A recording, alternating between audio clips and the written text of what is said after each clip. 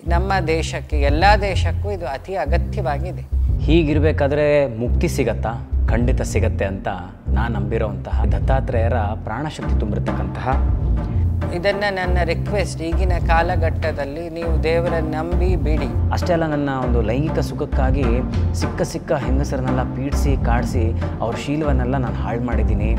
ಹಸುವಿನಲ್ಲಿದ್ದಂಥ ನಾಯಿ ಇವನ ದೇಹದ ಅಂಗಾಂಗಗಳೆಲ್ಲ ಕಿತ್ತು ತಿನ್ನೋದಕ್ಕೆ ಶುರು ಮಾಡುತ್ತೆ. ಒಂದು ಸಣ್ಣ ಎಕ್ಸ್ಪೆರಿಮೆಂಟ್ ಅಂತ ಎಲ್ಲರೂ ಮನೇಲಿ ಮಾಡಿ. ಹಸುವಿನಲ್ಲಿ ಒದ್ದಾಡ್ತಿದ್ದಂತಹ ಒಂದು ಬ್ರಹ್ಮ ರಾಕ್ಷಸ ಇವರನ್ನು ನೋಡ್ತಿದ್ದ ಹಾಗೆ ಇವ್ರನ್ನ ತಿನ್ನೋವಂಥ ಒಂದು ಆತರದಲ್ಲಿ ಇವರ ಮೈ ಮೇಲೆ ಧಾವಿಸಿ ಬರ್ತಾನೆ. ಹಿಂದಿನ ಸೈನ್ಸನ್ನು ನಾನು ಹೇಳಿದ್ದೆ ಒಪ್ಪೋದು ಬೇಡ. ಗೂಗಲಲ್ಲಿ ಹೊಡೆದ್ರೆ ಅದರ ಸುಮಾರು ರಿಸರ್ಚ್ ರಿಪೋರ್ಟ್ಗಳಿದೆ, ಸೈಂಟಿಫಿಕ್ ರಿಪೋರ್ಟ್ಸು ಇದೆ. ಅದರ ಹತ್ತಿರ ಇದ್ದವರು ಫ್ಯಾಕ್ಟ್ರಿ, ಹೊರಗಿದ್ದವರೆಲ್ಲ ಸತ್ತರು. ರಿಸರ್ಚ್ ಮಾಡಿದಾಗ ಗೊತ್ತಾಗಿದ್ದು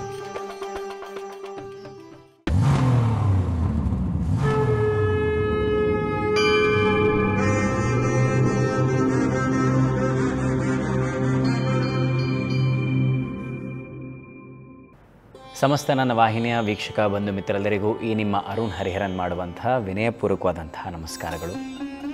ಇವತ್ತಿನ ಕಾಲದಲ್ಲಿ ನಮಗೆ ಕುಡಿಯೋದಕ್ಕೆ ಒಂದು ಲೋಟ ನೀರು ಸಹ ಸುಲಭದಲ್ಲಿ ಸಿಗಲ್ಲ, ಅದಕ್ಕೂ 10 ರೂಪಾಯಿ ಕೊಡಬೇಕು. ಹೀಗಿರಬೇಕಾದ್ರೆ ಮುಕ್ತಿ ಸಿಗತ್ತಾ? ಖಂಡಿತ ಸಿಗತ್ತೆ ಅಂತ ನಾನು ನಂಬಿರೋವಂತಹ, ಹಾಗೆ ದತ್ತಾತ್ರೇಯರ ಪ್ರಾಣಶಕ್ತಿ ತುಂಬಿರ್ತಕ್ಕಂತಹ ಈ ಗುರುಚರಿತ್ರೆ ಪುಸ್ತಕದಲ್ಲಿ 29ನೇ ಅಧ್ಯಾಯದಲ್ಲಿ ಉಲ್ಲೇಖವಾಗಿದೆ. ಇದನ್ನು ನಾನು ನಿಮಗೆ ವಿವರವಾಗಿ ಹೇಳ್ತೀನಿ. ಮತ್ತಿನ್ನೇನಕ್ಕೆ ತಡ, ಬನ್ನಿ let's go on a Drive to Divine with Arun Hariharan. ಕೃತಯುಗದಲ್ಲಿ ವಾಮದೇವ ಎಂಬ ಯೋಗೇಶ್ವರರಿದ್ದರು. ಅವರು ಬ್ರಹ್ಮಜ್ಞಾನಿಯಾಗಿದ್ದು ಅರಿಷಡ್ ವರ್ಗಗಳ ಮೇಲೆ ವಿಜಯವನ್ನು ಸ್ಥಾಪಿಸಿ ಜಗತ್ತಿನ ಪ್ರಸಿದ್ಧ ಗುರುವಾಗಿ ಸಂಚಾರವನ್ನು ಮಾಡ್ತಿದ್ರು. ಸದಾ ಭಸ್ಮ ರುದ್ರಾಕ್ಷಿಗಳನ್ನ ಮೈಮೇಲೆ ಹಾಕ್ಕೊಂಡು ನಾರು ಬಟ್ಟೆಯನ್ನು ಧರಿಸಿ ಸಂತುಷ್ಟ ಮುಖದಿಂದ ದೇಶಾದ್ಯಂತ ಲೋಕ ಕಲ್ಯಾಣಕ್ಕೆಂದು ಸಂಚಾರ ಮಾಡ್ತಿದ್ರು. ಹೀಗೆ ಜಗತ್ತಿನ ತೀರ್ಥಯಾತ್ರೆಗಳನ್ನ ಮಾಡ್ತಾ ಒಂದು ದಿನ ಮನುಷ್ಯ ಸಂಚಾರವೇ ಇಲ್ಲದಂತಹ ಒಂದು ದಟ್ಟ ಅರಣ್ಯಕ್ಕೆ ಬರ್ತಾರೆ. ಅದುವೇ ಕ್ರೌಂಚಾರಣ್ಯ. ಇಲ್ಲಿ ಸಾಕಷ್ಟು ಬ್ರಹ್ಮ ರಾಕ್ಷಸಗಳಿರ್ತವೆ. ಈ ವಾಮದೇವ ಯೋಗೇಶ್ವರರು ಆ ಕಾಡಿನೊಳಗೆ ಬರ್ತಿದ್ದ ಹಾಗೇ ತುಂಬಾ ಹಸುವಿನಲ್ಲಿ ಒದ್ದಾಡ್ತಿದ್ದಂತಹ ಒಂದು ಬ್ರಹ್ಮ ರಾಕ್ಷಸ ಇವರನ್ನು ನೋಡ್ತಿದ್ದ ಹಾಗೆ ಇವ್ರನ್ನ ತಿನ್ನೋವಂಥ ಒಂದು ಆತರದಲ್ಲಿ ಇವರ ಮೈ ಮೇಲೆ ಧಾವಿಸಿ ಬರ್ತಾನೆ.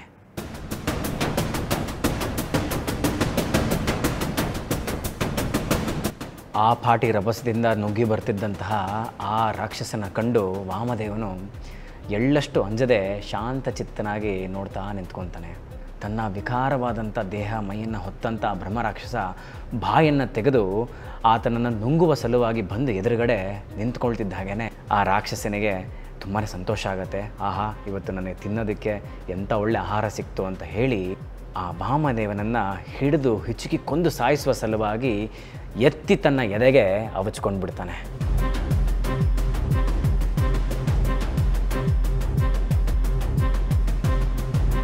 ವಾಮದೇವನ ಮೈಮೇಲಿದ್ದಂತಹ ಆ ವಿಭೂತಿಯು ಈ ರಾಕ್ಷಸನ ದೇಹಕ್ಕೆ ಸೋಂಕಿದೊಡನೆ ತನ್ನ ಪೂರ್ವಜನ್ಮದ ವೃತ್ತಾಂತವೆಲ್ಲ ನೆನಪಾಗತ್ತೆ. ಈ ರಾಕ್ಷಸನಿಗೆ ಜ್ಞಾನೋದಯವೇ ಆಗೋಗುತ್ತೆ. ಕ್ಷಣಾರ್ಧದಲ್ಲಿ ಆ ರಾಕ್ಷಸನ ಪಾಪ ಕರ್ಮವೆಲ್ಲ ನಾಶವಾಗೋಗುತ್ತೆ. ಅಷ್ಟು ಬಿಗಿಯಾಗಿ ಕೊಂದು ಹಾಕಬೇಕು ಅಂತ ಹಿಡ್ಕೊಂಡ್ರು ಅಂತ ರಾಕ್ಷಸ ಆ ವಾಮದೇವನನ್ನು ಹೂವಿನಂತೆ ಕೆಳಗಡೆಗೆ ಇಳಿಸಿ ವಾಮದೇವನ ಪಾದಾರವಿಂದಗಳಿಗೆ ಸಾಷ್ಟಾಂಗ ನಮಸ್ಕಾರವನ್ನು ಮಾಡುತ್ತೆ. ಆಗ ರಾಕ್ಷಸನು, ಅಪ್ಪ ತಂದೆ ಜಗದ್ಗುರುವೇ, ನನ್ನ ಉದ್ಧಾರ ಮಾಡಪ್ಪ, ಕೇವಲ ನಿನ್ನ ದರ್ಶನದಿಂದ ಮಾತ್ರ ನನ್ನ ಸಾಕಷ್ಟು ಪಾಪಗಳೆಲ್ಲ ಸುಟ್ಟೋದಂತೆ ಆಗಿದೆ. ಹೀಗಿರಬೇಕಾದ್ರೆ ದಯಮಾಡಿ ನೀನು ಉದ್ಧಾರ ಮಾಡಲೇಬೇಕಪ್ಪ ಅಂತ ಕೈ ಜೋಡಿಸಿ ಕೇಳ್ಕೊತಾನೆ. ಆಗ ವಾಮದೇವ ಬಂದು, ಎಲೆ ರಾಕ್ಷಸನೇ, ಯಾರಪ್ಪ ನೀನು, ಏನಾಗಿದೆಯಾ, ಯಾಕೆ ಈ ಮಟ್ಟದ ಒಂದು ಸ್ಥಿತಿಗೆ ತಲುಪಿದೆಯಾ, ನಿನ್ನ ವಂಶ ಯಾವುದು, ಯಾಕೆ ಈ ಅರಣ್ಯದಲ್ಲಿ ಅಲಿತಾ ಇದೆಯಾ ಅಂತ ಕೇಳಿದಾಗ ಆ ರಾಕ್ಷಸ ಹೇಳ್ತಾನೆ, ತಂದೆ ನಿನ್ನ ಮುಟ್ಟಿದೊಡನೆ ನನ್ನ ಪೂರ್ವಜನ್ಮದ ವೃತ್ತಾಂತವೆಲ್ಲ ನಂಗೆ ನೆನಪಾಯಿತು. ನಾನು ನನ್ನ ಕಳೆದ 25ನೇ ಜನ್ಮದಲ್ಲಿ ಯವನ ರಾಜ್ಯದ ಒಬ್ಬ ರಾಜ್ಕುಮಾರ ಆಗಿದ್ದೆ. ನನಗೆ ದುರ್ಜಯ ಅಂತ ಹೆಸರಿತ್ತು. ನಾನು ತುಂಬ ಕೆಟ್ಟವನಾಗಿದ್ದೆ. ನನ್ನ ಒಂದು ಅಧಿಕಾರ ಬಲದಿಂದ ನಾನು ಸಾಕಷ್ಟು ಜನರನ್ನು ಹಿಂಸೆ ಕೊಡ್ತಿದ್ದೆ, ಪೀಡಿಸ್ತಾ ಇದ್ದೆ. ಅಷ್ಟೇ ಅಲ್ಲ, ನನ್ನ ಒಂದು ಲೈಂಗಿಕ ಸುಖಕ್ಕಾಗಿ ಸಿಕ್ಕ ಹೆಂಗಸರನ್ನೆಲ್ಲ ಪೀಡಿಸಿ ಕಾಡಿಸಿ ಅವ್ರ ಶೀಲವನ್ನೆಲ್ಲ ನಾನು ಹಾಳು ಮಾಡಿದ್ದೀನಿ. ಈ ಒಂದು ನೀಚವಾದ ಕೆಲಸದಿಂದ ಅಲ್ಲಿ ಇದ್ದಂಥ ಪ್ರಜೆಗಳಿಗೆ ನನ್ನ ಬಗ್ಗೆ ಒಂದು ಅಸಹ್ಯ ಉಂಟಾಗಿ ಎಷ್ಟೋ ಜನ ತನ್ನ ಹೆಣ್ಮಕ್ಕಳನ್ನ ಕಾಪಾಡ್ಕೊಬೇಕು ಅನ್ನೋ ಸಲುವಾಗಿ ನನ್ನ ರಾಜ್ಯವನ್ನೇ ಬಿಟ್ಟು ಹೋದರು. ಹಾಗೆ ನನ್ನ ಚಟಗಳು ಸಹ ವಿಪರೀತವಾಗೋಗಿರುತ್ತೆ. ವಿಪರೀತವಾಗಿ ನಾನು ಮದ್ಯವನ್ನು ಸೇವಿಸ್ತಾ ಇರ್ತೀನಿ, ಮಾಂಸವನ್ನು ಭಕ್ಷಿಸ್ತಾ ಇರ್ತೀನಿ. ಇದರಿಂದ ನನಗೆ ಒಂದು ಕಾಲದಲ್ಲಿ ಕ್ಷಯರೋಗಕ್ಕೆ ತುತ್ತಾಗಬೇಕಾಗಿ ಬರುತ್ತೆ. ತುಂಬಾ ದುರ್ಬಲನಾಗ್ತೀನಿ. ಇದನ್ನು ಲಾಭ ಪಡ್ಕೊಳ್ಳುವಂತಹ ಪರರಾಜ್ಯದ ರಾಜರು ನನ್ನ ಮೇಲೆ ದಾಳಿ ಮಾಡಿ ನನ್ನ ರಾಜ್ಯವನ್ನು ಆಕ್ರಮಿಸಿ ನನ್ನನ್ನು ತಗೊಂಡು ಒಂದು ದಟ್ಟಾರಣ್ಯಕ್ಕೆ ಬಿಸಾಕ್ಬಿಡ್ತಾರೆ. ಕೆಲವೇ ಸಮಯದಲ್ಲಿ ನಾನು ನನ್ನ ಪ್ರಾಣವನ್ನು ಸಹ ಬಿಡ್ತೀನಿ. ಬಿಡ್ತಿದ್ದ ಹಾಗೆ ಯಮದೂತರು ನನ್ನ ಪ್ರಾಣಕ್ಕೆ ಪಾಶವನ್ನು ಹಾಕಿ ಬಲವಂತವಾಗಿ ಎಳ್ಕೊಂಡು ನನ್ನ ನರಕಕ್ಕೆ ಕರ್ಕೊಂಡೋಗಿ ಘೋರ ಶಿಕ್ಷೆಗಳನ್ನ ನನಗೆ ವಿಧಿಸ್ತಾರೆ. ಸುಮಾರು 10,000 ವರ್ಷದವರೆಗೂ ನಾನು ನನ್ನ ಪಿತೃಗಳ ಜೊತೆಗೆ ನರಕ ಯಾತನೆಯನ್ನು ಅನುಭವಿಸ್ತೀನಿ. ಅದಾದ ಮೇಲೆ ನನಗೆ ಒಂದು ಪ್ರೇತ ವಂಶದಲ್ಲಿ ಜನ್ಮ ಸಿಗುತ್ತೆ. ನನ್ನ ರೂಪವಂತೂ ತುಂಬಾ ವಿಕಾರವಾಗಿರುತ್ತೆ. ಆ ಒಂದು ಜನ್ಮದಲ್ಲಿ ನಾನು 100 ವರ್ಷಗಳನ್ನ ಕಳಿತೀನಿ. ಅದಾದಮೇಲೆ ಮತ್ತೆ ನನ್ನ ಯಮಪುರಿಗೆ ಕರ್ಕೊಂಬರ್ತಾರೆ, ಘೋರ ಶಿಕ್ಷೆಗಳನ್ನ ವಿಧಿಸ್ತಾರೆ, ನರಕ ಯಾತನೆಯನ್ನು ನನಗೆ ಕೊಡ್ತಾರೆ. ಅದಾದಮೇಲೆ ನನಗೆ 2ನೇ ಜನ್ಮ ಸಿಗುತ್ತೆ, ಅದು ಹುಲಿಯಾಗಿ. ಕಾಡಲ್ಲಿ ಬರೀ ಹಿಂಸೆಯಿಂದನೇ ಹಿಂಸೆ ಮಾಡ್ತಾನೆ ಆ ಜನ್ಮವನ್ನು ಕಳಿತೀನಿ. ಅದಾದಮೇಲೆ ನನ್ನ ಮುಂದಿನ ಜನ್ಮ ಬಂದು ಹೆಬ್ಬಾವಾಗಿ ಊಟಕ್ಕೆ ಅಲಿತಾ ಹೊರಲಾಡ್ತಾ ಆ ಜನ್ಮವನ್ನು ಕಳಿತೀನಿ. ಹೀಗೆ ನಾನಾ ರೀತಿಯಾದ ಜನ್ಮಗಳು, ನಾಯಿ, ನರಿ, ಮೊಸಳೆ, ಒಂಟೆ, ಕೋತಿ, ಮದ್ದಾನೆ, ಹೀಗೆ ಸಾಕಷ್ಟು ಜನ್ಮಗಳು ನನಗೆ ಸಿಗ್ತಾ ಹೋಗುತ್ತೆ. ಈಗ 25ನೇ ಜನ್ಮವಾಗಿ ನನಗೆ ಈ ಬ್ರಹ್ಮರಾಕ್ಷಸನ ಒಂದು ಜನ್ಮ ಸಿಕ್ಕಿದೆ ಸ್ವಾಮಿ ಅಂತ ಹೇಳ್ಕೊತಾನೆ. ಈ ಜನ್ಮದಲ್ಲಂತೂ ನನಗೆ ಎಳ್ಳಷ್ಟು ಸಮಾಧಾನ ಇಲ್ಲ, ಖುಷಿನೂ ಇಲ್ಲ. ಹೊಟ್ಟೆಗೆ ಆಹಾರವಿಲ್ಲದೆ, ಕುಡಿಯೋಕ್ಕೆ ನೀರಿಲ್ಲದೆ ಒದ್ದಾಡ್ತಾ ಇದ್ದೀನಿ, ಅಲಿತಾ ಇದ್ದೀನಿ. ನಿಮ್ಮನ್ನು ನೋಡಿದ ಕೂಡಲೇ ನಿಮ್ಮನ್ನು ತಿಂದು ನನ್ನ ಹಸುವನ್ನು ನೀಗಿಸ್ಕೊಬೇಕು ಅಂತ ಧಾವಿಸಿ ಬಂದೆ. ನಿಮ್ಮನ್ನು ಹಿಡ್ಕೊಂಡೆ. ನಿಮ್ಮ ಮೈಗೆ ನನ್ನ ಮೈ ಸೋಂಕಿದೊಡನೆ ನನ್ನ ಪೂರ್ವಜನ್ಮದ ವೃತ್ತಾಂತವೆಲ್ಲ ನೆನಪಾಗಿ ನನ್ನ ಪಾಪಗಳೆಲ್ಲ ಕಳೆದಂತಾಗಿದೆ ಪ್ರಭುದೇವ. ಹೀಗಾಗಿ ನೀವು ದಯಮಾಡಿ ನನಗೆ ಭವಸಾಗರವನ್ನು ದಾಟಿಸೋದಕ್ಕೆ ಏನಾರೋ ಒಂದು ಮಾಡಿ ಅಂತ ಅಂಗಲಾಚಿ ಬೇಡ್ಕೊತಾನೆ. ಅದಕ್ಕೆ ವಾಮದೇವ ನಸುನಕ್ಕಿ ಹೀಗೆ ಹೇಳ್ತಾನೆ, ಎಲ್ಲೋ ರಾಕ್ಷಸನೇ, ನಿನಗೆ ನನ್ನ ಮೈ ಮೇಲೆ ನಾನು ಧರಿಸಿದಂತಹ ವಿಭೂತಿ ನಿನ್ನ ಮೈಗೆ ಸೋಂಕಿ ನಿನಗೆ ಪೂರ್ವಜನ್ಮದ ವೃತ್ತಾಂತವೆಲ್ಲ ನೆನಪಾಗಿದೆ. ಭಸ್ಮದ ಮಹಿಮೆ ಅಷ್ಟು ಅಪಾರವಾಗಿದೆಯಪ್ಪ. ದೇವಾನುದೇವತೆಗಳು ಬ್ರಹ್ಮನು ಸೇರಿದಂತೆ ಅವರುಗಳಿಗೂ ಇದು ಅಗೋಚರವಾಗಿದೆ. ಅದಕ್ಕೆ ಅಲ್ವಾ ಪರಮೇಶ್ವರ ಸದಾ ವಿಭೂತಿಯನ್ನು ಧಾರಣೆ ಮಾಡ್ಕೊಂಡು ಕೂತಿರ್ತಾನೆ. ನೋಡು, ಈ ಭಸ್ಮದ ಮಹಿಮೆ ಎಂಥದ್ದು ಅಂತ ಹೇಳೋದಕ್ಕೆ ನನ್ನ ಕಣ್ಣಾರೆ ಕಂಡಂಥ ಒಂದು ಕಥೆನ ನಿನಗೆ ಹೇಳ್ತೀನಿ, ಕೇಳಿಸ್ಕೊ ಅಂತ ಹೇಳಿ ಹೀಗೆ ಕಥೆಯನ್ನು ಶುರು ಮಾಡ್ತಾನೆ. ದ್ರವಿಡ ದೇಶದಲ್ಲಿ ಒಬ್ಬ ಆಚಾರಹೀನನಾಗಿರ್ತಕ್ಕಂಥ ಬ್ರಾಹ್ಮಣ ಇರ್ತಾನೆ. ನಿನ್ನ ಹಾಗೆ ಅವನು ಮದಿರ ಮಾಂಸಗಳನ್ನೆಲ್ಲ ಸೇವನೆ ಮಾಡ್ತಾ ಸಿಕ್ಕ ಹೆಂಗಸರ ಜೊತೆಗೆ ರತಿ ಕ್ರೀಡೆಯನ್ನು ಆಡ್ತಿರ್ತಾನೆ, ವ್ಯಭಿಚಾರವನ್ನು ಮಾಡ್ತಿರ್ತಾನೆ. ಇದು ವಿಪರೀತವಾಗ್ತಿದ್ದ ಹಾಗೆಯೇ ಆ ಊರಿನ ಬ್ರಾಹ್ಮಣರೆಲ್ಲ ಸೇರಿ ಇವನ್ನ ಊರಿಂದ ಆಚೆ ಬಹಿಷ್ಕಾರವನ್ನು ಹಾಕ್ತಾರೆ. ಅಷ್ಟೇ ಅಲ್ಲ, ಬಂಧು ಬಾಂಧವರೆಲ್ಲ ಇವನ್ನ ಸೇರಿಸದೇ ಇರೋಂಗೆ ಮಾಡಿಬಿಡ್ತಾರೆ. ಇವನಿಗೆ ಹೊಟ್ಟೆಪಾಡಿಗೆ ಅಂತ ಕಳ್ತನ ಮಾಡೋದಕ್ಕೆ ಇಳಿತಾನೆ. ಆ ಕದ್ದಂಥ ದುಡ್ಡಲ್ಲಿ ಮದಿರ ಮಾಂಸಗಳನ್ನ ಸೇವೆ ಮಾಡ್ತಾ ಉನ್ಮತ್ತದಲ್ಲಿ ಸ್ತ್ರೀಯರೊಂದಿಗೆ ವ್ಯಭಿಚಾರವನ್ನು ಮಾಡ್ತಿರ್ತಾನೆ. ಹೀಗೆ ಒಂದು ದಿನ ಕುಡಿದ ಅಮಲಲ್ಲಿ ವ್ಯಭಿಚಾರಕ್ಕೋ ಇಲ್ಲ ಕಳ್ಳತನಕ್ಕೋ ಒಬ್ಬ ಶೂದ್ರನ ಮನೆಗೆ ನುಗ್ತಾನೆ. ಆಗ ಶೂದ್ರನ ಕೈಯಲ್ಲಿ ಸಿಕ್ಕಿ ಹೊಡೆತ ತಿಂದು ಅವನ ಕೈಯಿಂದ ಕೊಲೆನೇ ಆಗೋಗ್ತಾನೆ.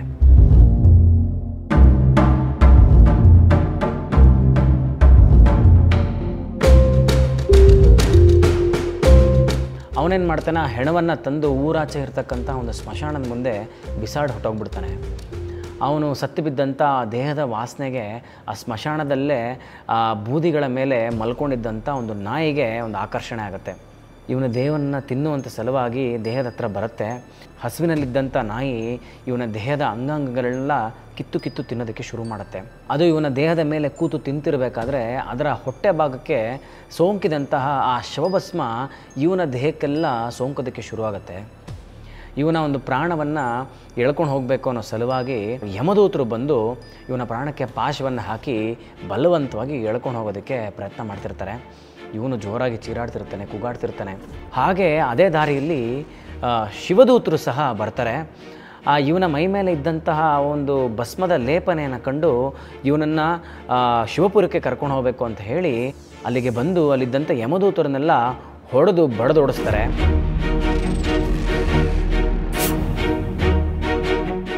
ಇವನನ್ನು ಶಿವಪುರಕ್ಕೆ ಕರ್ಕೊಂಡು ಹೋಗೋದಕ್ಕೆ ಅಂತ ಹೋಗ್ತಿರ್ತಾರೆ. ಶಿವದೂತರಿಂದ ಒದೆ ತಿಂದಂತಹ ಯಮದೂತರಿಗೆ ಅವಮಾನ ಆಗಿ ಅವರು ತಮ್ಮ ಯಜಮಾನನಾಗಿರ್ತಕ್ಕಂಥ ಯಮನ ಹತ್ರ ಹೋಗಿ ನಡೆದ ಸಂಗತಿನ ತಿಳಿಸ್ತಾರೆ. ಆಗ ಈ ವಿಷಯವನ್ನು ಕೇಳಿದಂಥ ಯಮರಾಜನಿಗೆ ತುಂಬಾ ಸಿಟ್ಟು ಬರುತ್ತೆ.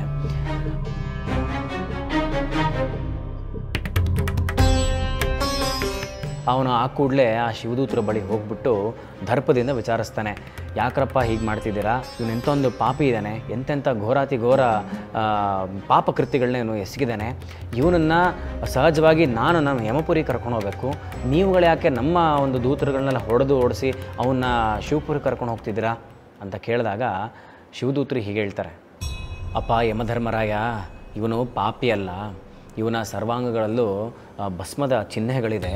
ಎಂಥ ಪರಮ ಪಾಪಿ ಆಗಿದ್ದರೂ ಅವನ ಮೈ ಮೇಲೆ ಭಸ್ಮದ ಚಿಹ್ನೆಗಳು ಕಾಣಿಸ್ತು ಅಂತಂದರೆ ಅವನ ಸೀದಾ ಶಿವಪುರಕ್ಕೆ ಕರ್ಕೊಂಬನ್ನಿ ಅಂತ ನಮ್ಮ ಪ್ರಭುಗಳಾದಂತಹ ಪರಮೇಶ್ವರನ ಆಜ್ಞೆ ಆಗಿದೆ. ಅಷ್ಟೇ ಅಲ್ಲ, ಯಾರು ಈ ಭಸ್ಮವನ್ನು ಧಾರಣೆ ಮಾಡಿರ್ತಾರೋ ಅವರ ಸಪ್ತ ಜನ್ಮಗಳ ಪಾಪಗಳು ನಶಿಸಿ ಹೋಗುತ್ತೆ ಅಂತ ಧರ್ಮಸಿಂಧುವಲ್ಲೇ ಉಲ್ಲೇಖವಾಗಿದೆ. ಹೀಗಾಗಿ ಶಿವನಾಜ್ಞೆಯಂತೆ ನಾವು ಈತನನ್ನು ಶಿವಪುರಕ್ಕೆ ಕರ್ಕೊಂಡು ಹೋಗಬೇಕು, ದಯಮಾಡಿ ನಮ್ಮನ್ನು ಕಳಿಸ್ಕೊಡಿ ಅಂತ ಹೇಳಿ ಯಮಧರ್ಮರಾಯನಿಂದ ಆತನನ್ನು ಬಿಡಿಸ್ಕೊಂಡು ವಿಮಾನರೂಢನಾಗಿ ಅವನ್ನ ಕೈಲಾಸಕ್ಕೆ ಕರ್ಕೊಂಡು ಹೋಗ್ತಾರೆ. ಆ ಕೂಡಲೇ ಯಮಧರ್ಮರಾಜ ತನ್ನ ಲೋಕಕ್ಕೆ ಹೋಗಿ ತನ್ನ ದೂತರನ್ನೆಲ್ಲ ಕರೆದು ಒಂದು ವಿಷಯವನ್ನು ಮುಟ್ಟಿಸ್ತಾನೆ. ನೋಡ್ರಪ್ಪ, ಇನ್ನು ಮುಂದೆ ನೀವು ಭೂಲೋಕಕ್ಕೆ ಯಾರನ್ನಾರು ಕರ್ಕೊಂಬರೋಕ್ಕೆ ಅಂತ ಹೋದಾಗ ದಯಮಾಡಿ ಅವರ ಮೈ ಮೇಲೆ ರುದ್ರಾಕ್ಷಿ ಇದೆಯಾ, ಭಸ್ಮದ ಲೇಪನೆ ಇದೆಯಾ ಅಂತ ನೋಡಿ ಮಾಡಿ ಕರ್ಕೊಂಬನ್ರಪ್ಪ. ಹಾಗೆ ಇರೋರನ್ನ ದಯವಿಟ್ಟು ಮುಟ್ಟಕ್ಕೂ ಸಹ ಹೋಗಬೇಡಿ, ಹುಷಾರಾಗಿದ್ಬಿಡಿ, ಯಾಕಂದರೆ ಅಂಥವರು ಪಾಪಿಗಳಲ್ಲ, ಅವ್ರನ್ನ ಕೈಲಾಸಕ್ಕೆ ಕರ್ತಾನೆ ಅಂದ್ಬಿಟ್ಟು ಅಂತ ಶಿವಾಜ್ಞೆನೇ ಆಗಿದೆಯಂತೆ, ನಾವು ಇದನ್ನು ಪಾಲಿಸಬೇಕು ಅಂತ ಹೇಳಿ ಎಚ್ಚರಿಸ್ತಾನೆ ಯಮಧರ್ಮರಾಯ.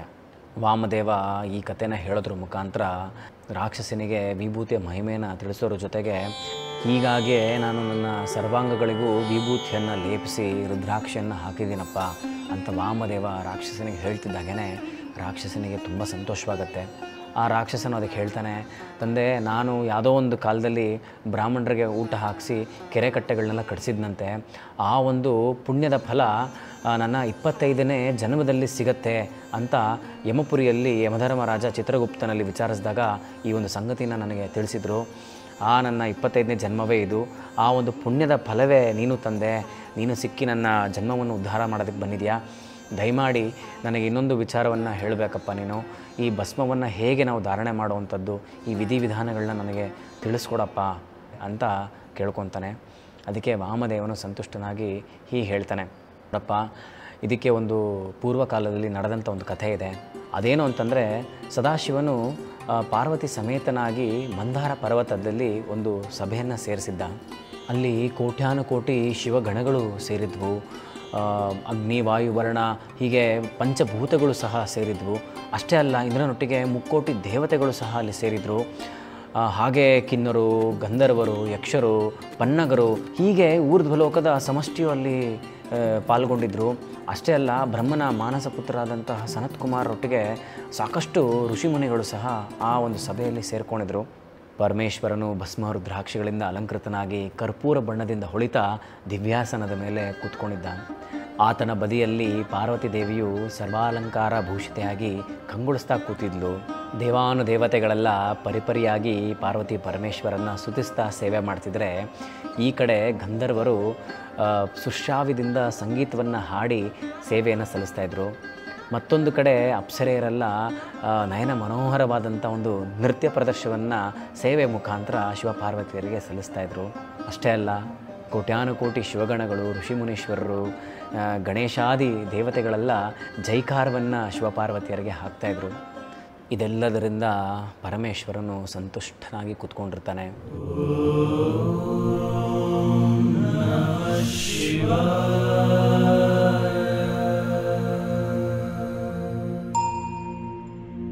ಇದೇ ಸಮಯದಲ್ಲಿ ಸನತ್ ಕುಮಾರ ಆದಿ ಋಷಿಗಳೆಲ್ಲ ಬಹುಭಕ್ತಿಯಿಂದ ಶಿವನಿಗೆ ನಮಸ್ಕಾರವನ್ನು ಮಾಡಿ ಒಂದು ಕೋರಿಕೆಯನ್ನು ಶಿವನ ಮುಂದೆ ಇಡ್ತಾರೆ. ಅದೇನೆಂದರೆ, ಅಪ್ಪ ತಂದೆ, ನೀನು ಭಕ್ತವತ್ಸಲ, ನೀನು ಕೇಳಿದ್ದನ್ನು ಯೋಚನೆ ಸಹ ಮಾಡದೆ ಎತ್ತಿ ಕೊಟ್ಬಿಡುವಂಥ ಒಂದು ಭೋಲೆನಾಥ, ನೀನು ಭಕ್ತರ ಉದ್ಧಾರಕ್ಕಾಗಿ ಅವರ ಭವಸಾಗರವನ್ನು ದಾಟೋದಕ್ಕೆ ಅಂತ ಒಂದು ಮಾರ್ಗವನ್ನು ಸೂಚಿಸಿದೆಯಾ. ಆದರೆ ಅದು ಜೀವಿಗಳಿಗೆ ತುಂಬಾ ಕಷ್ಟವಾದಂಥ ಒಂದು ಮಾರ್ಗವಾಗಿದೆ. ಯಾಕಂದರೆ ಅವರು ಅದಕ್ಕೆ ಸಾಕಷ್ಟು ವ್ರತಾಚರಣೆಗಳನ್ನ ಮಾಡಬೇಕು, ಹಾಗೂ ಮನಸ್ಸನ್ನು ನಿಗ್ರಹಿಸಬೇಕು, ಹತೋಟಿಗೆ ತರಬೇಕು. ಇದು ಸುಲಭದ ಮಾತಲ್ಲ, ತುಂಬಾ ಕಷ್ಟವಾಗಿದೆ. ಹೀಗಾಗಿ ಅತಿ ಸುಲಭದಲ್ಲಿ ಮುಕ್ತಿ ಹಾಗೂ ಚತುರ್ವಿಧ ಪುರುಷಾರ್ಥಗಳು ಅಂದರೆ ಈ ಧರ್ಮಾರ್ಥ ಕಾಮ ಮೋಕ್ಷ ಸಿಗೋವಂಥ ಒಂದು ಉಪಾಯವಿದ್ದರೆ ಅಥವಾ ಯಾವ್ದಾದ್ರು ಒಂದು ದಾರಿ ಇದ್ದರೆ ನಮಗೆ ಕೃಪೆ ಮಾಡಿ ತಿಳಿಸ್ಕೊಡು ತಂದೆ ಅಂತ ಕೇಳ್ಕೊತಾರೆ. ಆಗ ಪರಮೇಶ್ವರನು, ಮುನಿಗಳೇ ಹಾಗೂ ಸರ್ವದೇವತೆಗಳೇ, ಮಾನವನಿಗೆ ಸುಲಭ ಮಾತ್ರದಲ್ಲಿ ಕಿಂಚಿತ್ತೂ ಒಂದು ಶ್ರಮವಿಲ್ಲದೆ ಅಗಾಧವಾದಂಥ ಪುಣ್ಯವನ್ನು ಸಂಪಾದಿಸೋದಕ್ಕೆ ಇರೋವಂಥ ಒಂದೇ ಉಪಾಯ, ಅದೇನೆಂದರೆ ತ್ರಿಪುಂಡ್ರ ಧಾರಣೆ. ಅಂದರೆ ಈ 3 ಬೆರಳುಗಳಿಂದ ಭಸ್ಮವನ್ನು ಲೇಪಿಸುವಂಥದ್ದು. ಈ ತ್ರಿಪುಂಡ್ರ ಧಾರಣೆಯಿಂದ ಸರ್ವ ಪಾಪಗಳು ನಾಶವಾಗುತ್ತೆ ಅಂತ ವೇದಶಾಸ್ತ್ರಗಳಿಂದನೇ ಸಮ್ಮತವಾಗಿದೆಯಲ್ಲ ಅಂತ ಶಿವನು ಹೇಳ್ತಾನೆ. ಅದಕ್ಕೆ ಋಷಿಮುನಿಗಳು ಮತ್ತೆ ಶಿವನಿಗೆ ಭಕ್ತಿಯಿಂದ ನಮಸ್ಕಾರವನ್ನು ಮಾಡಿ, ತಂದೆ ಪರಮೇಶ್ವರ, ಈ ಒಂದು ತ್ರಿಪುಂಡ್ರವನ್ನು ಹೇಗೆ ಧಾರಣೆ ಮಾಡ್ಕೊಬೇಕು, ಹಾಗೆ ಯಾವ ಯಾವ ಸ್ಥಾನಗಳಿಗೆ ಧಾರಣೆ ಮಾಡಬೇಕು, ಆಮೇಲೆ ಈ ಧಾರಣೆ ಮಾಡಬೇಕಾದ್ರೆ ಯಾವ ಮಂತ್ರವನ್ನು ಉಚ್ಚಾರಣೆ ಮಾಡಬೇಕು, ದಯವಿಟ್ಟು ಇದನ್ನೆಲ್ಲ ನಮಗೆ ತಿಳಿಸ್ಕೊಡು ಅಂತ ಕೇಳಿದಾಗ ಶಿವನು ಹೀಗೆ ಹೇಳ್ತಾನೆ. ಮುನಿಗಳೇ, ಈ ತ್ರಿಪುಂಡ್ರಕ್ಕೆ ಮೂಲ ದ್ರವ್ಯ ಬೇಕಾಗಿರುವಂಥದ್ದೇ ಆಕಳ ಒಂದು ಸಗಣಿ, ಅಂದರೆ ಗೋಮಯ. ಇದಕ್ಕೆ ಅಗ್ನಿನೇ ದೇವತೆ ಅಂತ ಹೇಳಿ ಈ ತ್ರಿಪುಂಡ್ರವನ್ನು ಇಂತಿಂಥ ಮಂತ್ರವನ್ನು ಹೇಳಿ ಇಂತಿಂಥ ಜಾಗಕ್ಕೆ ಹಚ್ಕೊಬೇಕು ಅಂತ ಈ ಒಂದು ಪುಸ್ತಕದಲ್ಲಿ ಉಲ್ಲೇಖವಾಗಿದೆ. ಆದರೆ ಎಷ್ಟೋ ಮಂತ್ರಗಳು ಹೇಳೋದಕ್ಕೆ ಸ್ವಲ್ಪ ಕಷ್ಟ ಇದೆ. ಆಗ ನಾನು ಯೋಚನೆ ಮಾಡ್ತಿದ್ದೆ, ಮಂತ್ರ ಗೊತ್ತಿರೋರ್ಗೆ ಅಷ್ಟೇನಾ, ಮತ್ತು ಮಂತ್ರ ಗೊತ್ತಿಲ್ಲದೆ ಇರೋರಿಗೆ ಏನು ಪರಿಹಾರ ಏನಿದೆ ಇದಕ್ಕೆ ಅಂತ ಯೋಚನೆ ಮಾಡ್ತಿದ್ದಾಗೇ ನನ್ನ ಪ್ರಶ್ನೆಗೆ ಉತ್ತರ ಮುಂದಕ್ಕೆ ಓದ್ಬೇಕಾದ್ರೆ ಸಿಕ್ತು. ಅದೇನಂತಂದರೆ ಸಾಕ್ಷಾತ್ ಪರಮೇಶ್ವರನೇ ಹೇಳಿರೋವಂಥದ್ದು. ಯಾರಿಗೆ ಮಂತ್ರ ಉಚ್ಚಾರಣೆ ಬರೋದಿಲ್ವೋ ಅವರು ಶುದ್ಧ ಭಾವನೆಯಿಂದ ನನ್ನ ಸ್ಮರಣೆಯನ್ನು ಮಾಡ್ತಾ ಆ ತ್ರಿಪುಂಡ್ರವನ್ನು ಧಾರಣೆ ಮಾಡ್ಕೊಬೇಕು, ಅಷ್ಟೇ ಸಾಕು, ಅವರ ಪಾಪವೆಲ್ಲವೂ ನಾಶವಾಗುತ್ತೆ ಅಂತ ಇಲ್ಲಿ ಉಲ್ಲೇಖವಾಗಿದೆ. ಆ ಒಂದು ತ್ರಿಪುಂಡ್ರವು 3 ರೇಖೆಗಳಿಗಿಂತ ಹೆಚ್ಚಿರಬಾರ್ದು, ಹಾಗೂ ಒಂದೊಂದು ರೇಖೆಗಳಲ್ಲೂ 9 ದೇವತೆಗಳು ಸ್ಥಾಪಿಸಿರ್ತಾರೆ ಅಂತ ಹೇಳಿ ಅದರ ಪಟ್ಟಿಯೆಲ್ಲವೂ ಸಹ ಈ ಒಂದು ಪುಸ್ತಕದಲ್ಲಿ ಉಲ್ಲೇಖವಾಗಿದೆ. ಈ ಭಸ್ಮದ ಮಹಿಮೆ ಹಾಗೂ ಅದನ್ನು ಹೇಗೆ ಧಾರಣೆ ಮಾಡಬೇಕು ಅನ್ನೋದನ್ನೆಲ್ಲ ಪರಮೇಶ್ವರನು ಋಷಿಗಳಿಗೆ ಹಾಗೂ ಸನತ್ಕುಮಾರರಿಗೆ ತಿಳಿಸಿ ಕೈಲಾಸಕ್ಕೆ ಪಾರ್ವತಿಯೊಡನೆ ಹಿಂತಿರುಗ್ತಾನೆ. ಇದನ್ನು ಕೇಳಿಸ್ಕೊಂಡಂತಹ ಋಷಿಮುನಿಗಳು ಸನತ್ಕುಮಾರರು ಸಂತುಷ್ಟರಾಗಿ ಅವರವರು ತಮ್ಮ ತಮ್ಮ ಲೋಕಕ್ಕೆ ಅವರು ಹೋಗ್ತಾರೆ. ಹಾಗೆ ಅವರ ಶಿಷ್ಯಂದ್ರ ಮುಖಾಂತರ ಈ ಒಂದು ವಿಷಯವೆಲ್ಲ ಪ್ರಸಾರವಾಗಿ ನಮ್ಮ ಭೂಲೋಕಕ್ಕೆ ಬಂದು ಇದು ತಲುಪತ್ತೆ. ಇದನ್ನು ವಾಮದೇವನು ಆ ಬ್ರಹ್ಮರಾಕ್ಷಸನಿಗೆ ಹೇಳಿದೊಡನೆ ರಾಕ್ಷಸನು ಸಂತೃಪ್ತನಾಗ್ತಾನೆ. ಈ ಒಂದು ಭಸ್ಮದ ಮಹಿಮೆಯನ್ನು ವಾಮದೇವನು ರಾಕ್ಷಸನಿಗೆ ತಿಳಿಸೋದ್ರ ಮುಖಾಂತರ ಭಸ್ಮವನ್ನು ಅಭಿಮಂತ್ರಿಸಿ ಆ ರಾಕ್ಷಸನ ಕೈಗೆ ಕೊಡ್ತಾನೆ. ಆ ಬ್ರಹ್ಮರಾಕ್ಷಸನು ತ್ರಿಪುಂಡ್ರವನ್ನು ಧಾರಣೆ ಮಾಡ್ತಿದ್ದ ಹಾಗೆ ಅವನ ಆ ವಿಕಾರವಾದಂತಹ ದೇಹವು ಹೋಗಿ ದಿವ್ಯವಾದಂಥ ದೇಹವನ್ನು ಪಡ್ಕೊತಾನೆ.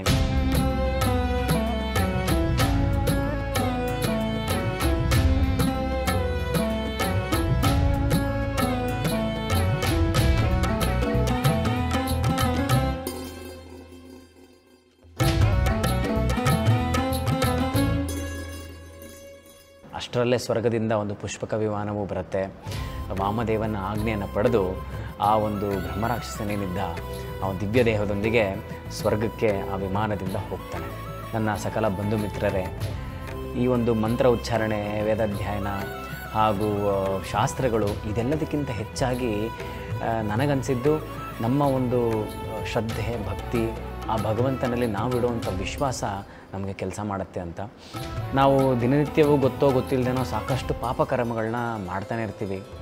ಇದರಿಂದ ಹೊರಗೆ ಬರೋದು ಹೇಗೆ, ಅದಕ್ಕೆ ಒಂದು ಸುಲಭವಾದಂಥ ದಾರಿನ ಈ ಒಂದು ಪುಸ್ತಕದಲ್ಲಿ, ಅಂದರೆ ಗುರುಚರಿತ್ರೆ, ಇದು ಸತ್ಯಕ್ಕೆ ಇನ್ನೊಂದು ಹೆಸರು ಅಂತಲೇ ನಾನು ನಂಬ್ಕೊತೀನಿ, ಇದರಲ್ಲಿ ಉಲ್ಲೇಖವಾಗಿದೆ.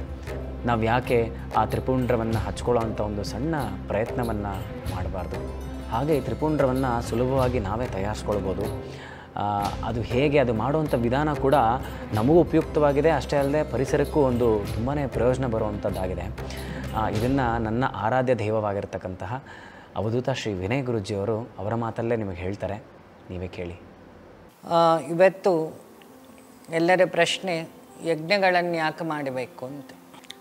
ಮತ್ತು ಇನ್ನೊಂದು ಅಗ್ನಿಹೋತ್ರ, ಇದನ್ನು ನನ್ನ ರಿಕ್ವೆಸ್ಟ್, ಈಗಿನ ಕಾಲಘಟ್ಟದಲ್ಲಿ ನೀವು ದೇವರನ್ನು ನಂಬಿ ಬಿಡಿ, ಒಂದು ಸಣ್ಣ ಎಕ್ಸ್ಪೆರಿಮೆಂಟ್ ಅಂತ ಎಲ್ಲರೂ ಮನೇಲಿ ಮಾಡಿ. ಮಾಡೋದ್ರಿಂದ ಏನಾಗುತ್ತೆ, ಏರ್ ಪ್ಯೂರಿಫೈ ಆಗುತ್ತೆ. It is A sanitising. ಈಗ ನಿಮಗೆ ಗಿಡ ನೆಡಲಿಕ್ಕೆ ಆಪ್ಷನ್ ಇಲ್ಲ, ಎಲ್ಲ ಕಡೆ ಟಾರು ಕಾಂಕ್ರೀಟ್ ಇದೆ, ಗಾಳಿ ಅಶುದ್ಧ ಆಗ್ತಾ ಇದೆ, ದಿನಕ್ಕೆ ವೆಹಿಕಲ್ ಜಾಸ್ತಿ ಆಗ್ತಿದೆ ಬಿಟ್ಟರೆ ಕಮ್ಮಿ ಆಗ್ತಿಲ್ಲ. ಕಾಡಿಗಿಚ್ಚು ಇದೆಲ್ಲದರಿಂದನೂ ಕಾರ್ಬನ್ ಕ್ವಾಂಟಿಟಿ ಗಾಳಿಯಲ್ಲಿ ಜಾಸ್ತಿ ಆಗ್ತಿರೋದ್ರಿಂದ ಪೊಲ್ಯೂಷನ್ ರೇಟ್ ಜಾಸ್ತಿ ಆಗ್ತಾ ಉಂಟು. ಅದ್ರ ಜೊತೆಗೆ ಫ್ಯಾಕ್ಟ್ರಿಗಳಿಂದ ಹೊರಗೆ ಬರೋ ಗಾಳಿ ಅದು ವಿಪರೀತ ಆಕ್ಸೈಡ್ಸ್ಗಳು. ಸೊ ಈ ಕಾಲಘಟ್ಟದಲ್ಲಿ ಸಿಟಿಯಲ್ಲಿರೋರ ಸೇಫ್ಟಿಗೆ ನಾವೇನು ಮಾಡ್ಬೋದು, ಒಂದು ಲೆವೆಲಲ್ಲಿ ಆಗ್ತಾ ಇದೆ, ಪ್ಯೂರಿಫೈ ಮಾಡಬೇಕು. ಒಂದಿಷ್ಟು ಜನ ಅಗ್ನಿಹೋತ್ರದ ಹಿಂದಿನ ಸೈನ್ಸನ್ನು ನಾನು ಹೇಳಿದ್ದೇ ಒಪ್ಪೋದು ಬೇಡ, ಗೂಗಲಲ್ಲಿ ಹೊಡೆದ್ರೆ ಅದರ ಸುಮಾರು ರಿಸರ್ಚ್ ರಿಪೋರ್ಟ್ಗಳಿದೆ, ಸೈಂಟಿಫಿಕ್ ರಿಪೋರ್ಟ್ಸು ಇದೆ. ಸೊ ನೀವು ದೇವರು ಅಂತ ಅಗ್ನಿಯನ್ನು ಟ್ರೀಟ್ ಮಾಡಲಿಲ್ಲ ಅಂದರೂ you should do the Agnihotra. ಯಾಕೆ ನಮ್ಮ ದೇಶಕ್ಕೆ, ಎಲ್ಲ ದೇಶಕ್ಕೂ ಇದು ಅತಿ ಅಗತ್ಯವಾಗಿದೆ. ಭೂಪಾಲಲ್ಲಿ ವಿಷ ಅನಿಲದ ಸ್ಫೋಟ ಆದಾಗ ಸುಮಾರು ಜನ ಋತ್ವಿಜರು ಸಾಯಲಿಲ್ಲ, ಅದರ ಹತ್ತಿರ ಇದ್ದವರು ಫ್ಯಾಕ್ಟ್ರಿಲಿ, ಹೊರಗಿದ್ದವರೆಲ್ಲ ಸತ್ತರು. ರಿಸರ್ಚ್ ಮಾಡಿದಾಗ ಗೊತ್ತಾಗಿದ್ದು ಅಗ್ನಿಹೋತ್ರದ ಪ್ರಭಾವ ಅಂತ. ಸೊ ಗಾಳಿ ಅಶುದ್ಧ ಆದರೆ ಬ್ಯಾಕ್ಟೀರಿಯಾಗಳಿಗೆ ಜಾಗ, ವೈರಸ್ಗಳಿಗೆ, ಬ್ಯಾಕ್ಟೀರಿಯಾಗೆ. ಗಾಳಿಯನ್ನು ನಿತ್ಯವೂ ಶುದ್ಧ ಮಾಡಿದರೆ ಇದೆರಡು ಕ್ಲಿಯರ್ ಆಗ್ತದೆ. ಈ ಬೆರಣಿ ಅಂತೀವಲ್ಲ, ಇದು ಎಲ್ಲ ಪ್ಲ್ಯಾಂಟಿನ ಎಕ್ಸ್ಟ್ರಾಕ್ಟ್, ಹಸುವಿನಿಂದ ಬರೋದು. ಇನ್ನೊಂದು ತುಪ್ಪ, ಇಟ್ಸ್ ಎ ಪ್ಯೂರ್ ಆಕ್ಸಿಡೆಂಟ್. ಹೇಗೆ ಅಂತಲೂ ನಾನು ಪ್ರೂವ್ ಮಾಡ್ತೀನಿ. ನಾವೆಲ್ಲ ನ್ಯಾಚುರೋಪತಿಗೆ ಹೋಗಿದ್ದೇವೆ, ಅವರಲ್ಲಿ ಮೆಡಿಕೇಟೆಡ್ ತುಪ್ಪವನ್ನು ನಮ್ಮ 2 ನಾಸಲ್ಸಿಗೆ ಬಿಡ್ತಾರೆ. ಕಾರಣ ಏನು? ಹಿಂದೆ ಹಳ್ಳಿಯಲ್ಲಿ ಶೀತ ಆದಾಗಲೂ ಬಿಡ್ತಾಯಿದ್ರು. ಯಾಕೆ ಬಿಡ್ತಾಯಿದ್ರು? ಇದು ಒಳಗೆ ಹೋದ ತಕ್ಷಣ ಆ ತುಪ್ಪ ಅಗ್ನಿತತ್ವ, ಶಾಸ್ತ್ರೀಯವಾಗಿ ಅದು ಅಗ್ನಿತತ್ವ ಆ್ಯಂಡ್ ಆಕ್ಸಿಡೆಂಟ್, ಇದೆರಡು ಬ್ರೈನ್ ಸೆಲ್ಸ್ಗಳ ಹತ್ರ ಹೋಗಿ ಅಲ್ಲಿ ಕಲೆಕ್ಟಿವ್ ಆದ ವಾಟರನ್ನು ಹೊರಗೆ ಹಾಕ್ತದೆ. ಹೇಗೆ ವಿಕ್ಸ್ ಹಚ್ಚಿದಾಗ ಬ್ರೈನ್ಸಲ್ಲಿ ಕಲೆಕ್ಟ್ ಆದ ವಾಟರ್ ಕಂಟೆಂಟ್ಗಳು ಹೇಗೆ ನಿಮಗೆ ಏನು ಕಮ್ಮಿಯಾಗಿ ಈ ಜೆಂಡು ಬಾಂಬು ಏನೋ ಹಚ್ತೀವಿ ವಿಕ್ಸು, ಅವಾಗ ಈ ನರ್ವಲ್ ಸಿಸ್ಟಮ್ ಇಲ್ಲಿ ಹೀಟಾಗಿ ಬ್ಲಡ್ ಸ್ವಲ್ಪ ಕ್ಲಾಟ್ ಆಗಿರೋದು, ಅದೇ ತಲೆನೋವು ಬರುತ್ತೆ. ಬ್ಲಡ್ ಸರ್ಕ್ಯುಲೇಷನ್ ಕಮ್ಮಿ ಆದಾಗ ಹೆಡ್ಡೇಕ್ ಶುರುವಾಗೋದು. ಒಂದು ಸ್ಟ್ರೆಸ್ಸು ಇಲ್ಲ ಈ ಕಿವಿ, ಮೂಗು ಅಥವಾ ನಮ್ಮ ದೇಹದಲ್ಲಿ ಜಾಸ್ತಿ ಥಂಡಿ ಅಂಶ ಸೇರಿದಾಗ ಇದೇ ಸೈನಸ್ ಅಂತಲೂ ಹೇಳ್ತಾರೆ. ಇದರ ನೆಕ್ಸ್ಟ್ ಸ್ಟೇಜ್ ಸೈನಸ್. ಸೊ ಇದನ್ನು ಕ್ಲಿಯರ್ ಮಾಡಲಿಕ್ಕೆ ತುಪ್ಪದಿಂದ ಸಾಧ್ಯ. ಅದು ಯಾವ ತುಪ್ಪ ಅಂತ ಹೇಳಿದರೆ ನಾಟಿ ಹಸುಗಳು. ಯಾವ ಹಸುವಿನ ಬೆನ್ನಿನಲ್ಲಿ ಸೂರ್ಯನಾಡಿ ಅನ್ನೋ ಗ್ರಂಥಿ ಇದೆಯೋ ಅದು ನ್ಯಾಚುರಲ್ ಹಸುಗಳು. ಈ ನಮ್ಮ ಜರ್ಸಿ HFನ ತುಪ್ಪ ನಂಗೆ ಗೊತ್ತಿದ್ದ ಹಾಗೆ ಮೆಡಿಸಿನಿಗೆ ಅದು ಯೋಗ್ಯ ಅಲ್ಲ ಅಂತ. ಯಾಕೆ? ಅದನ್ನು ನಾವು ಕ್ರಾಸ್ ಬ್ರೀಡಿಂದ ಕ್ರಿಯೇಟ್ ಮಾಡಿದ ಹಸುಗಳು, ಹಾಲು ಉತ್ಪತ್ತಿ ಜಾಸ್ತಿ ಮಾಡಲಿಕ್ಕೆ. ಅದರ ಬೆನ್ನಲ್ಲಿ ಸೂರ್ಯನಾಡಿಯಕ್ಕೆ ಇದು ಮ್ಯಾನ್ ಮೇಡ್. ಯಾವುದು ನ್ಯಾಚುರಲ್ ಹಸುಗಳಿದೆಯೋ, ಎಷ್ಟು ಭಾರತೀಯ ತಳಿಗಳು, ಆ ಎಲ್ಲ ತಳಿಗಳ ಹಸುವಿನ ತುಪ್ಪ ಔಷಧಿ. ಹೇಗೆ ಬಾಡಿಯನ್ನು ಹೀಟ್ ಮಾಡಿ ಬ್ರೈನ್ ಸೆಲ್ಸಲ್ಲಿ ಆಕ್ಸಿಜನ್ ಸಪ್ಲೈ ಮಾಡಿ ಬ್ರೈನ್ ಸ್ಟ್ರೋಕನ್ನು ಕಮ್ಮಿ ಮಾಡುತ್ತೆ, ತುಪ್ಪವನ್ನು ದಿನ ಮೂಗಿಗೆ ಬಿಡೋದ್ರಿಂದ ಹೆಡ್ಏಕ್ ಕಮ್ಮಿ ಆಗುತ್ತೆ. ಅದು ಮೆಡಿಕೇಟೆಡ್ ತುಪ್ಪ ನಿಮಗೆ ಆಯುರ್ವೇದಿಕಲ್ಲಿ ಸಿಗ್ತದೆ ನಂಗೆ ಗೊತ್ತಿದ್ದಾಗೆ, ಇಲ್ಲ ನ್ಯಾಚುರೋಪತಿ ಹಾಸ್ಪಿಟ್ಲಲ್ಲಿ ಸಿಗ್ತದೆ.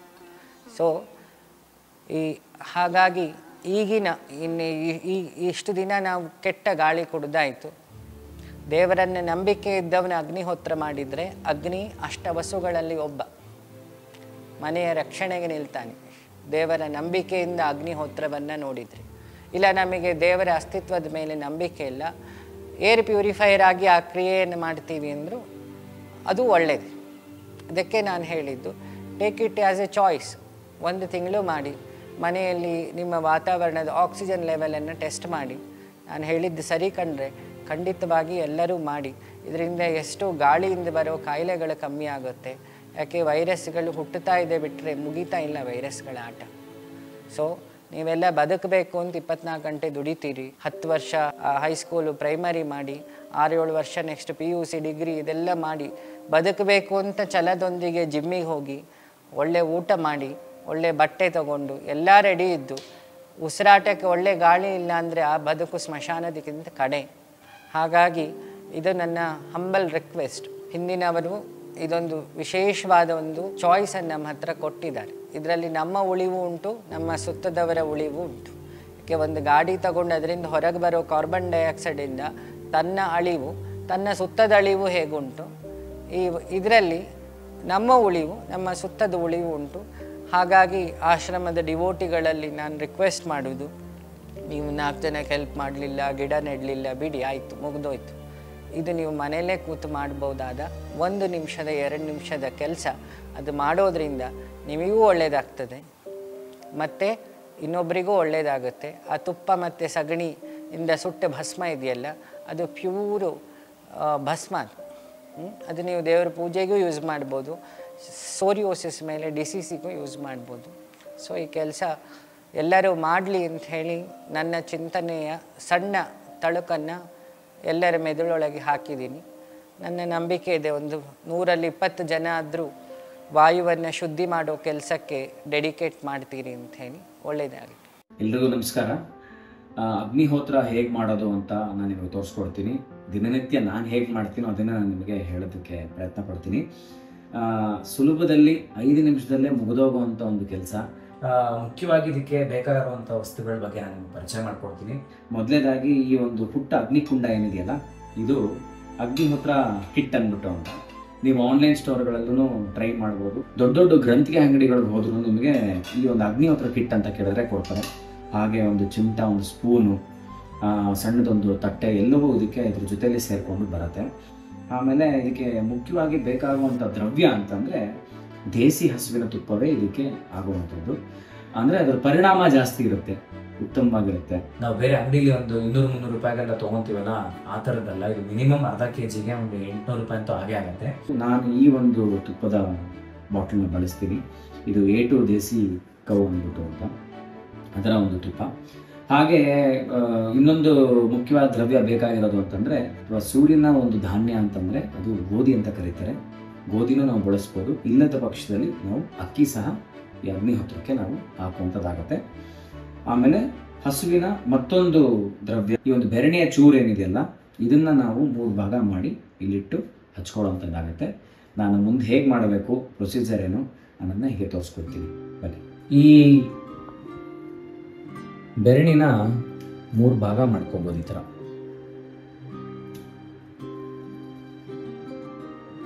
ಈ ಥರ 3 ಚೂರುಗಳನ್ನಾಗಿ ನಾವು ಮಾಡ್ಕೊಳ್ಳುವಂಥದ್ದಾಗತ್ತೆ. ಇದನ್ನು ತ್ರಿಕೋಣಾಕಾರದಲ್ಲಿ ಇಲ್ಲಿ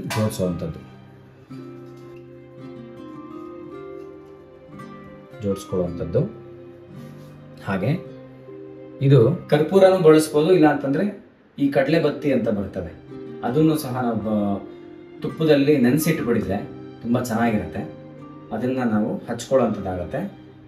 ಅದರಲ್ಲೇ ಶುರು ಮಾಡೋದಕ್ಕೆ ಗಣೇಶನ ಒಂದು ಮಂತ್ರ ಹೇಳಿ ಒಂದು ಪ್ರಾರ್ಥನೆ ಮಾಡಿ ಶುರು ಮಾಡೋಣ.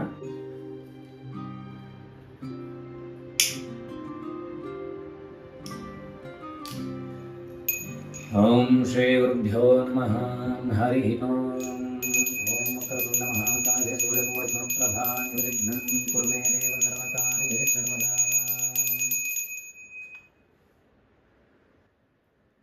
ಸ್ವಲ್ಪ ಗಾಳಿ ಆಡೋ ಥರ ಇರಬೇಕು. ಈಗ ತುಪ್ಪವನ್ನು ಕಾಯಿಸ್ಕೊಳ್ಳುವಂಥದ್ದು, ಇದರಲ್ಲೇ ಕಾಯಿಸ್ಕೊಬೋದು.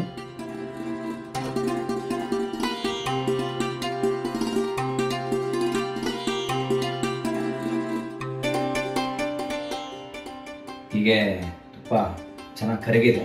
ತುಪ್ಪ ಹಾಕಿದಷ್ಟು ಅಗ್ನಿಗೆ ತೇಜಸ್ ಬರುತ್ತೆ, ಜೋರಾಗಿ ಹತ್ಕೊಳ್ಳೋಕ್ಕೆ ಶುರು ಆಗುತ್ತೆ. ಅದಕ್ಕೊಂದು ಮಂತ್ರ ಇದೆ, ಅದನ್ನು ಹೇಳುವಂಥದ್ದು. ಇಲ್ಲಾಂದ್ರೆ ನೀವು ಓಂ ನಮಃ ಶಿವಾಯ ಹೇಳಿ ಹಾಕಿ ಅಗ್ನಿನ ನಾವು ಬೆಳಗಿಸ್ಬೋದು. ಓಂ ತ್ರಯಂಬಕಂ ಯಜಾಮಹೇ ಸುಗಂಧಿಂ ಪುಷ್ಟಿವರ್ಧನಂ ಉರ್ವಾರುಕಮಿವ ವಂದನಾನ್ ಮೃತ್ಯೋರ್ಮುಕ್ಷೀಯಮಾಮೃತಾತ್ ಸ್ವಾಹಾ ರುದ್ರಾಯ ನಮಃ.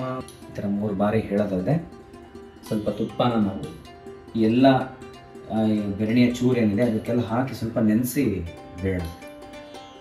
ಇದಾಗ್ತಿದ್ದಾಗನೇ ಇದು ಹತ್ಕೊಳ್ಳೋದಕ್ಕೆ ಒಂದು 2 ನಿಮಿಷ ತೊಗೊಳುತ್ತೆ. 3 ಬೆರಣಿಯ ಚೂರು ಹತ್ಕೊಳ್ಳೋದಕ್ಕೆ ಒಂದು ಸ್ವಲ್ಪ ಸಮಯ ತೊಗೊಳುತ್ತೆ. ಅಷ್ಟರಲ್ಲಿ ನಾವು ಇಲ್ಲಿರೋವಂಥ ಇಲ್ಲಿ ಅಕ್ಕಿ ಅಥವಾ ಗೋಧಿ ಹಾಕೊಂಡಿರೋದಕ್ಕೆ ಒಂದು 2 ಚಮಚದಷ್ಟು ಈ ಚಮಚದಲ್ಲಿ ತುಪ್ಪನ ಹಾಕ್ಕೊಂಡು ಕಲಿಸ್ಕೊಂಡು ಹೀಗೆ 2 ಭಾಗ ಮಾಡಿ ಇಟ್ಕೋಬೇಕು. 2 ಭಾಗ ಮಾಡಿ ಇಟ್ಕೊಳ್ಳೋಣ. ಸಾಮಾನ್ಯವಾಗಿ ಇದೊಂದು 2 ನಿಮಿಷ ತೊಗೊಳತ್ತೆ. ನಾನು ಈ ಒಂದು ಸಮಯದಲ್ಲಿ ಏನು ಮಾಡ್ತೀನಿ, ಆದಿತ್ಯ ಹೃದಯ ಮಂತ್ರವನ್ನು ಹೇಳ್ಕೊತೀನಿ. ನಿಮಗೆ ಗೊತ್ತಿದ್ರೆ ನೀವು ಹೇಳ್ಬೋದು, ಇಲ್ಲ ಅಂತಂದ್ರೆ ನೀವು ಶಿವನ ನಾಮಸ್ಮರಣೆ ಮಾಡ್ಕೊಂಡು ಒಂದು ಶಿವ ಹೇಳ್ಕೊಂಡು 2 ನಿಮಿಷ ಸುಮ್ಮನೆ ಮೌನವಾಗಿ ಕೂತ್ಕೊಳ್ಬೋದು. ಸಂ ಸೂರ್ಯಾಯ ನಮಃ. ಓಂ ನಮೋ ಭಗವತೆ ಅಗಸ್ತ್ಯಾಯ ನಮಃ.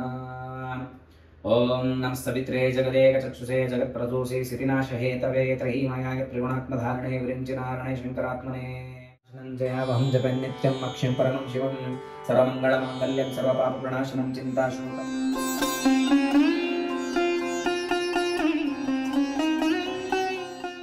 ಸಂ ಸೂರ್ಯಾಯ ನಮಃ ಸಂ ಸೂರ್ಯಾಯ ನಮಃ ಸಂ ಸೂರ್ಯಾಯ ನಮಃ. ಅಗ್ನಿ ಉರಿ ಏನಾದ್ರು ನಂದಿಸ್ತಾ ಇದ್ದಾನೆ, ಕಮ್ಮಿ ಆಗ್ತಿದೆ ಅಂತ ಅನಿಸ್ತಾ ಇದೆ, ಸ್ವಲ್ಪ ಮಧ್ಯ ತುಪ್ಪ ಹಾಕುವಂಥದ್ದಾಗಬೇಕು. ಈಗ ಅಕ್ಕಿಯ 2 ಭಾಗ ಮಾಡಿ ಇಟ್ಕೊಂಡಿದ್ದೀವಲ್ಲ, ಈ 2 ಭಾಗನ ಒಂದೊಂದು ಮಂತ್ರ ಹೇಳಿ ಹಾಕುವಂಥದ್ದು. ತುಂಬ ಸಿಂಪಲ್ ಆಗಿರೋ ಮಂತ್ರ.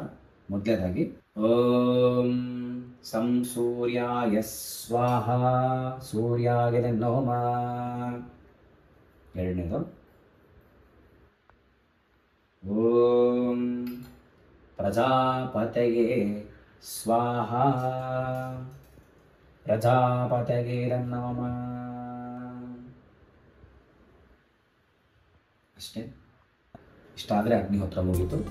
ಇದನ್ನು ನಾವು ಸರಿಯಾಗಿ ಸೂರ್ಯೋದಯದ ಸಮಯಕ್ಕೆ ಮಾಡಬೇಕು. ಆವಾಗ ಅದರ ಫಲ ನಮಗೆ ತುಂಬಾ ಇರುತ್ತೆ. ಅದಾದಮೇಲೆ ಸೂರ್ಯಾಸ್ತಮದ ಸಮಯಕ್ಕೆ ನಾವು ಮಾಡುವಂಥದ್ದಾಗುತ್ತೆ. ಸೂರ್ಯಾಸ್ತಮಕ್ಕೆ ಮಾಡುವಾಗ ಒಂದು ಸಣ್ಣ ಮಂತ್ರದ ಬದಲಾವಣೆ ಇರುತ್ತೆ. ಓಂ ಸಂ ಸೂರ್ಯಾಯ ಸ್ವಹ ಅನ್ನೋ ಬದಲು ಓಂ ಅಗ್ನೇಯೇ ಸ್ವಹ, ಅಗ್ನೇಯೇ ಇದನ್ನೋಮ ಅಂತ ಇರುತ್ತೆ. ಎರಡನೇದು ಪ್ರಜಾಪತಿಯೇ ಸ್ವಹ, ಪ್ರಜಾಪತಿ ಇದನ್ನೋಮ, ಅದೇ ಮಂತ್ರ ಹಾಗೆ ಇರುತ್ತೆ. ಬೆಳಗ್ಗೆ ನಾವು ಮಾಡುವಾಗ ಓಂ ಸಂ ಸೂರ್ಯಾಯ ಸ್ವಹ, ಸೂರ್ಯಾಗ ಇದನ್ನೋಮ ಅಂತ ಹೇಳಿ ಮಾಡುವಂಥದ್ದು. ಇಷ್ಟೇ 2 ಮಂತ್ರ ಹೇಳಿ ಹಾಕುವಂಥದ್ದು. ಹೇಳಿದಾಗೆ ಸರಿಯಾಗಿ ಸೂರ್ಯೋದಯ ಸಮಯಕ್ಕೆ ಅದು ನಮ್ಗೆ ಗೊತ್ತಾಗಬೇಕು ಅಂತಂದರೆ ಅಗ್ನಿಹೋತ್ರ ಬಡ್ಡಿ ಅಂತ ಒಂದು ಆ್ಯಪ್ ಇದೆ ನಮ್ಮ ಮೊಬೈಲಲ್ಲಿ. ಆ ಆ್ಯಪನ್ನು ನಾವು ಡೌನ್ಲೋಡ್ ಮಾಡಿಕೊಂಡ್ರೆ ಸೂರ್ಯ ಉದಯ ಯಾವಾಗ ಸಮಯ, ಸೂರ್ಯಾಸ್ತಮ ಯಾವಾಗ ಅನ್ನೋದನ್ನು ಅದು ನಮಗೆ ಆ ಸಮಯಕ್ಕೆ ಅನುಸಾರವಾಗಿ ಅದು ತೋರಿಸ್ಕೊಂಡು ಹೋಗುತ್ತೆ. ಅದು ಮಾಡ್ಬೋದು. ಇಲ್ಲ ನಮ್ಗೆ ಆ ಸಮಯ ಕರೆಕ್ಟಾಗಿ ಎದ್ದು ಮಾಡೋಕ್ಕಾಗ್ತಿಲ್ಲ ಅನ್ನೋರು ಬೆಳಗ್ಗೆ ಸೂರ್ಯೋದಯ ಆದಮೇಲೆ ಯಾವಾಗಲಾರು ನೀವು ಕೆಲಸಕ್ಕೆ ಹೋಗೋ ಮುಂಚೆ ಆದಷ್ಟು ಬೇಗ ಮಾಡಿದಷ್ಟು ಅದ್ರ ಫಲ ನಮಗೆ ಸಿಗೋವಂಥದ್ದಾಗತ್ತೆ. ನಾನು ದಿನಕ್ಕೆ 2 ಹೊತ್ತು ಮಾಡೋದು ಕಷ್ಟ ಆಗುತ್ತೆ, ಹೊರಗಡೆ ಕೆಲಸದ ಮೇಲೆ ಇರ್ತೀನಿ. ಹಾಗಾಗಿ ಬೆಳಗ್ಗೆ ಮಾಡಿ ಮುಗಿಸ್ಕೊಡ್ತೀನಿ. ಸಮಯ ಆದರೆ ಸಾಧ್ಯವಾದರೆ ಸಂಜೆ ಮಾಡೋದು ಸಹ ತುಂಬಾ ಉತ್ತಮ. ಈಗ ಈ ಉರಿತಿರುವಂಥ ಒಂದು ಆಕಳ ಗರಣಿ ಮತ್ತು ತುಪ್ಪ ಏನು ಹಾಕಿದ್ದೀವಿ, ಈ ಮಿಶ್ರಣದ ಹೊಗೆನ ನಾವು ಕುತ್ಕೊಂಡು ಕುಡಿಬೇಕು. ಅದೇ ಆರೋಗ್ಯಕ್ಕೆ ಒಳ್ಳೆಯದು. ಇದು ಕಂಪ್ಲೀಟಾಗಿ ಹುರಿದು ಬೂದಿ ಆಗೋದಕ್ಕೆ ಒಂದು 5 ನಿಮಿಷ ತಗೊಳುತ್ತೆ. 5-10 ನಿಮಿಷ ನಾನು ಇಲ್ಲೇ ಕೂತ್ಕೊಂಡು ಧ್ಯಾನವನ್ನು ಮಾಡುವಂಥದ್ದು ಅಭ್ಯಾಸ ಮಾಡ್ತೀನಿ. ಸಾಮಾನ್ಯವಾಗಿ ಜಪ ಹೇಳೋದಂತಾಗುತ್ತೆ. ನೀವು ಅದನ್ನು ಮಾಡ್ಬೋದು.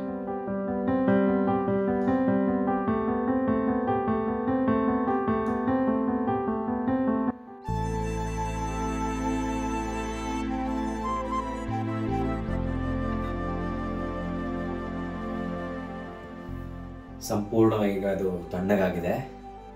ಇದೇ ತ್ರಿಪುಂಡ್ರ ಅಂತಂದರೆ. ಇದನ್ನೇ ಪುಡಿ ಮಾಡಿ 3 ಬೆರಳಲ್ಲಿ ಭಸ್ಮಧಾರಣೆ ಮಾಡ್ಕೊಳ್ಳುವಂಥದ್ದು ಅಥವಾ ತ್ರಿಪುಂಡ್ರ ಧಾರಣೆ ಮಾಡ್ಕೊಳ್ಳೋದು ಅಂತ ಗುರುಚರಿತ್ರೆ ಹೇಳಿರುವಂಥದ್ದು.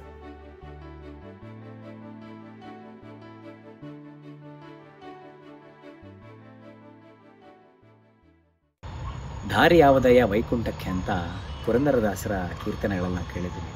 ಆದರೆ ದಾರಿ ಯಾವುದಯ್ಯ ಮುಕ್ತಿಗೆ ಅನ್ನೋದಕ್ಕೆ ನಮಗೆ ಉತ್ತರ ಏನು ಅಂತ ಗೊತ್ತಾಯಿತು. ಅದು ನಿಷ್ಠೆಯಿಂದ ಭಸ್ಮ ಅಂದರೆ ತ್ರಿಪುಂಡ್ರವನ್ನು ಧಾರಣೆ ಮಾಡೋದು ಅಂತ. ಇವತ್ತಿನ ಸಂಚಿಕೆ ತಮ್ಮೆಲ್ಲರಿಗೂ ತುಂಬಾ ಉಪಯುಕ್ತವಾಗಿತ್ತು ಅಂತ ನಾನು ಭಾವಿಸ್ತೀನಿ. ಇದೇ ಥರವಾದ ವೀಡಿಯೋಗಳನ್ನ ನಾನು ನಿಮಗೆ ನೈವೇದ್ಯವಾಗಿ ಪ್ರತಿ ಸಲವೂ ಅರ್ಪಿಸಬೇಕು ಅಂತಾದರೆ ನೀವು ಇವಾಗಲೇ ನನ್ನ ಚಾನಲ್ನ ಸಬ್ಸ್ಕ್ರೈಬ್ ಮಾಡಿ, ಲೈಕ್ ಮಾಡಿ, ಶೇರ್ ಮಾಡಿ. ಹಾಗೆ ನಿಮ್ಮ ಅನಿಸಿಕೆ ಅಭಿಪ್ರಾಯ ಏನೇ ಇದ್ದರೂ ಕಮೆಂಟ್ ಸೆಕ್ಷನಲ್ಲಿ ತಿಳಿಸೋದ್ರ ಮುಖಾಂತರ ನನಗೆ ಪ್ರೋತ್ಸಾಹವನ್ನು ನೀಡಿ ಅಂತ ತಮ್ಮಲ್ಲಿ ವಿನಯಪೂರ್ವಕವಾದಂತಹ ವಂದನೆಗಳನ್ನ ಕೂಡ ತಿಳಿಸ್ತಾ ಇದ್ದೀನಿ. ಇದು Drive to Divine with Arun Hariharan. ತ್ವಮೇವ ಸರ್ವಂ ಮಮ ದೇವ ದೇವ.